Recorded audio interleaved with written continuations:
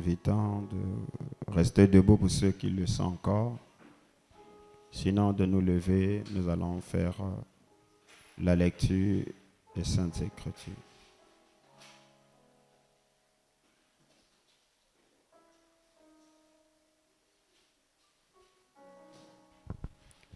Romains chapitre 12, le verset 2. Et nous prendrons aussi Hébreux chapitre 11, le verset 1er et le verset 3.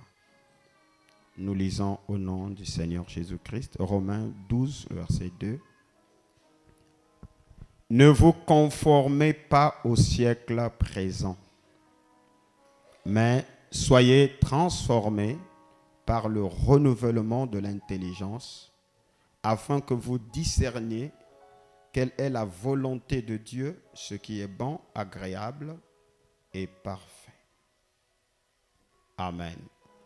C'est tellement important lorsqu'il est dit, mais soyez transformés par le renouvellement de l'intelligence. Hébreux chapitre 11, le verset 1 et le verset 3. Or, la foi est une ferme assurance des choses que l'on espère, une démonstration de celles qu'on ne voit pas. C'est par la foi que nous reconnaissons que le monde a été formé par la parole de Dieu, en sorte que ce qu'on voit n'a pas été fait des choses visibles. Amen. Ce qui revient à dire, s'il faut simplifier la lecture du verset 3, c'est que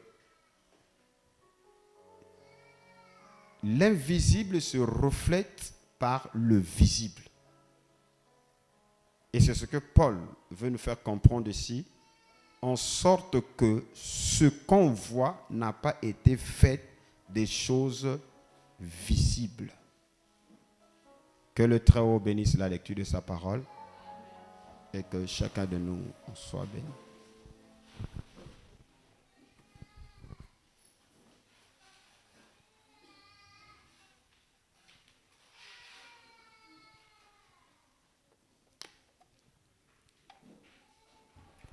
Je crois que vous êtes prêts pour la parole.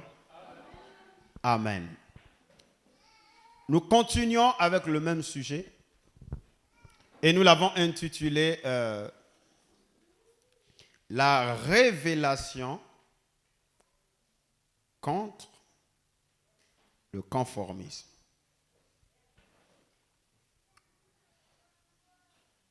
Donc, en quelque sorte, il y a une guerre entre la révélation et le conformisme.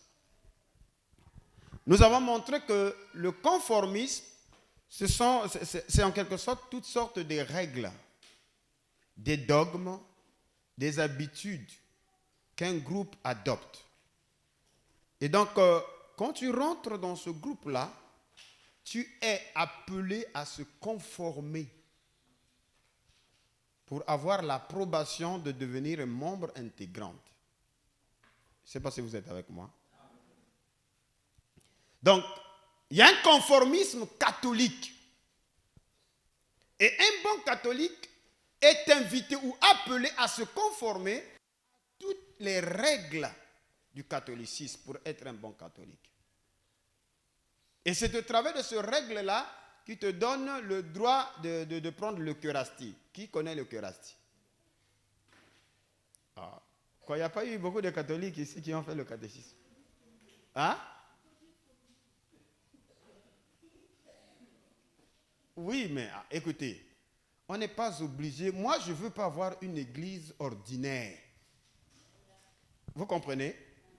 C'est-à-dire la parole, le message. Vous allez comprendre que, en fait, ça devait rendre les gens plus intelligents. La question que je me pose, j'ai même dit ça au docteur Pierrot, dis-moi un peu, qu'est-ce que vous avez fait? Parce que nous qui venons là, on paraît, c'est comme si des gens, c'est nous qui amenons les démons, ou c'est nous qui devenons le diable. Celui qui a prêché le message de Frère Branham n'avait qu'un niveau primaire. Est-ce que vous vous rendez compte? Dieu nous a aidés à le comprendre même dans son langage. Donc, il n'avait pas un langage élevé, il n'avait pas un langage universitaire, mais ses concepts étaient des concepts très élevés. Frère Branham. Amen. Voilà pourquoi, quand on a cru le message, ça nous a introduit dans un labyrinthe et ça nous a donné accès à des couloirs. Donc, si tu veux devenir idiot dans le message, c'est que tu es entre les mains d'un mauvais pasteur. Et pour ceux-là qui étaient là le vendredi, nous avons montré que le devenir d'un peuple dépend de l'onction qui les gouverne. Et les âmes du peuple vibrent selon la nature de l'onction qui les enseigne. Voilà pourquoi c'est très capital de se connecter ou de se marier entièrement avec l'onction que Dieu vous a donnée. Parce que le millénium, l'âge d'or, n'est possible que lorsque vous comprenez la nature de l'onction qui vous gouverne. Et quand vous vous mariez à cette onction-là, c'est fini. Votre destinée change totalement. Amen. Parce que le résultat des vies des gens dépend des enseignements que vous recevez. Et la Bible et même Frère Branham me dit que l'onction, c'est l'enseignement. L'onction, c'est le docteur. L'onction, c'est l'enseignant. Votre vie est catalysée par rapport à l'onction que vous avez choisie.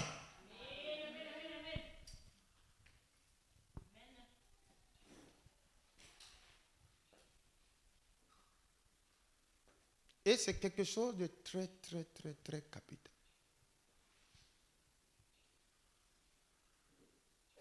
C'est très capital, la notion de l'onction.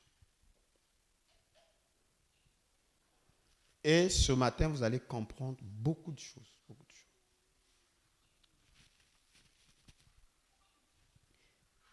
Lorsque la royauté fut introduite en Israël, il y a eu une succession de 3 grands rois qui ont régné sur l'ensemble des 12 tribus. Le premier roi, c'est qui? Saül. Le second roi, c'est qui? Oh, vous ne lisez pas votre Bible? Mais ça, c'est l'école de... Amen. Le roi qui a régné sur tout Israël, c'est qui? Au moins acclamez pour vous-même.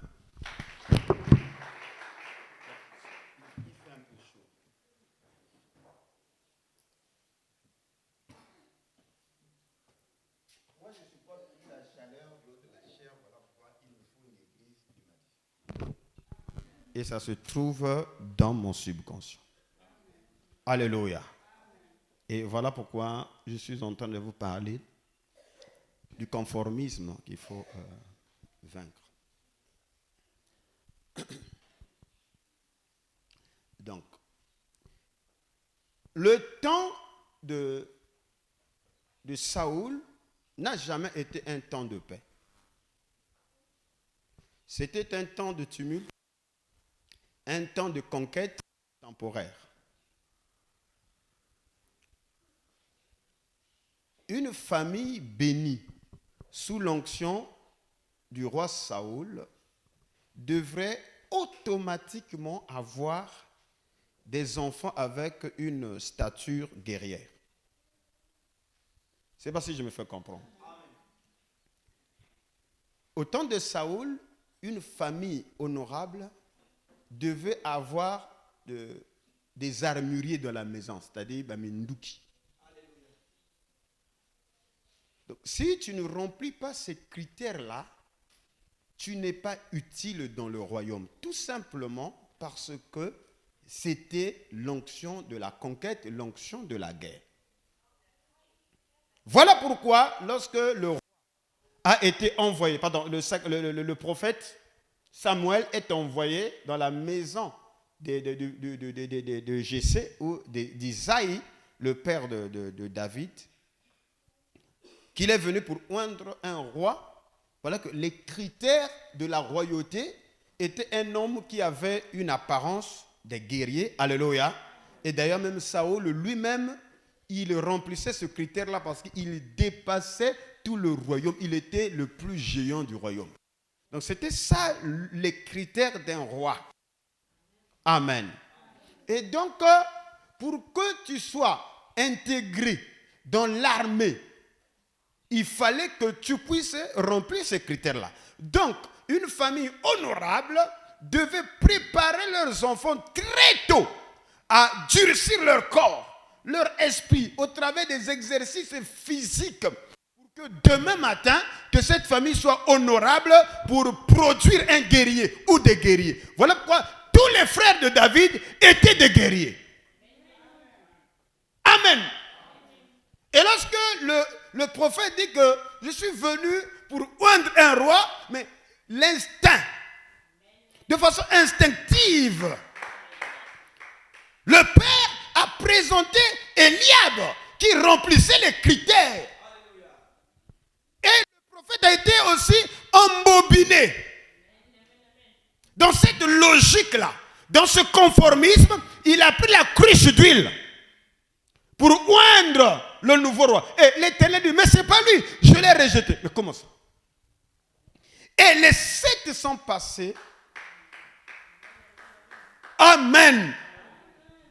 Et le prophète dit, mais Dieu m'a envoyé dans cette maison pour sacrer le roi. Mais comment il y a eu même 7? Mais 7, c'est l'achèvement et tout. Est-ce que tous tes enfants sont passés? Bon, oui, ils sont passés, mais il y a un... Donc, voyez-vous que celui-là n'avait aucun critère pour être roi.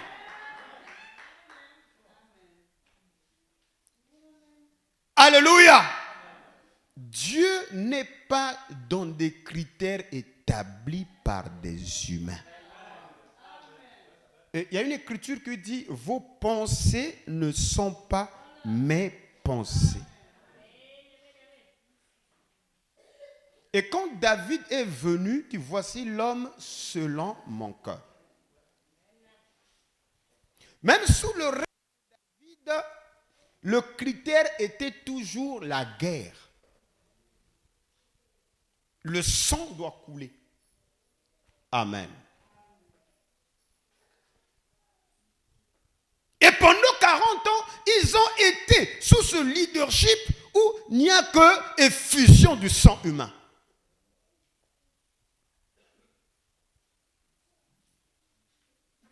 C'est pour vous montrer là que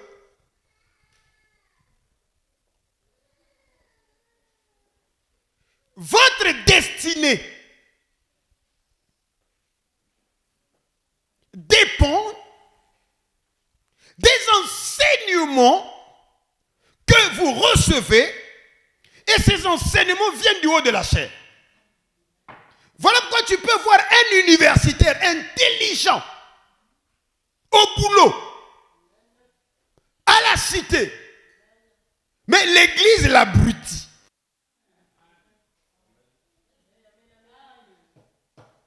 Amen. Ne blaguez pas avec la religion. La religion peut obscurcir le destin de vie des gens.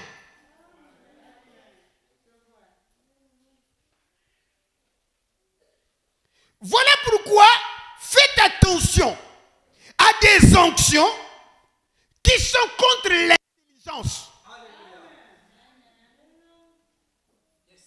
Osée 4, le verset 6 dit ceci, écoutez-moi. Mon peuple est détruit parce qu'il lui manque la connaissance. Donc, la seule façon de détruire un peuple, c'est de leur priver le droit à la connaissance. Mais comment on prive un peuple de connaissance? Parce que c'est bien de lire, et c'est ça ce qui tue. Tout le monde répète ça. Mon peuple meurt parce qu'il lui manque de la connaissance. Maintenant, comment on détruit un peuple? C'est en lui privant de la connaissance. Mais comment on prive un peuple de la connaissance?